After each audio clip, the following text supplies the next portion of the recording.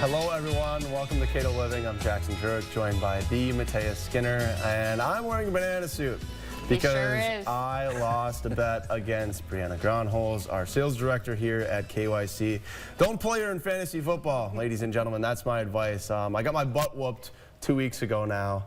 Which is also going to happen when he plays me. Yeah, so we'll see. I don't know if we'll make a bet. We might make a bet. We'll make a bet, but it won't be the banana suit. It won't be wearing a banana suit. So we have to address that right away, as well as Cooper's in studio, so he's right here. So you'll be able to see him throughout the show and at the end of the show as well. But without further ado, and kicking off our Friday show and sharing an exciting new novel with us, are Katie and Nick talking about the kitchens of the Great Midwest. Thank you guys very much for joining us.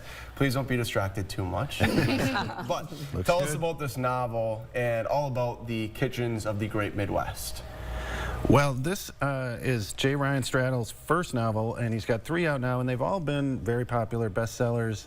He's a Minnesota author. He grew up in Hastings and now lives out in California, but gets back to this area quite a bit. And I think he's really popular with Minnesota readers because he tells stories about people that feel real and feel like people we know.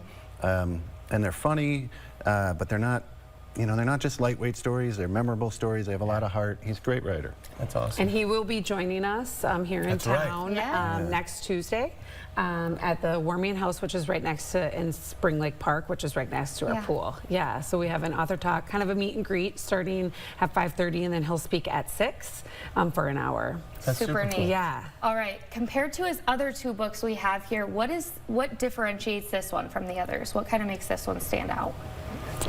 Well, it's a really interesting first novel because it's sort of a challenging book. It's about a young woman who is a great chef, but she comes from kind of nothing. She comes from a poor family, doesn't come from that sort of part of the culture. It's sort of like Ratatouille for grown-ups. Anyone can cook. And it tells her story by following her through life from the time she's a baby, and we meet her father, through young adulthood when she's kind of a very successful chef who runs these pop-up meals that people pay hundreds of dollars to go to. So it's it's sort of a biography of this very unusual person with this incredible talent. Yeah. Awesome.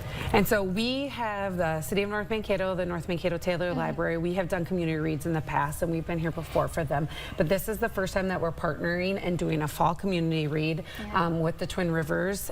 So it was kind of a nice fit to work together.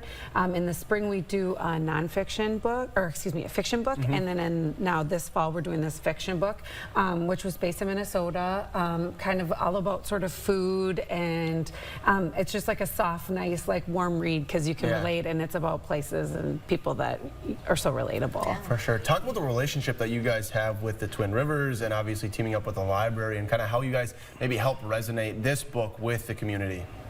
Well, the Twin Rivers Writer Series is a new thing. This is our 4th author. We just launched it this year, and this is our last visitor for the year and kind of our best known.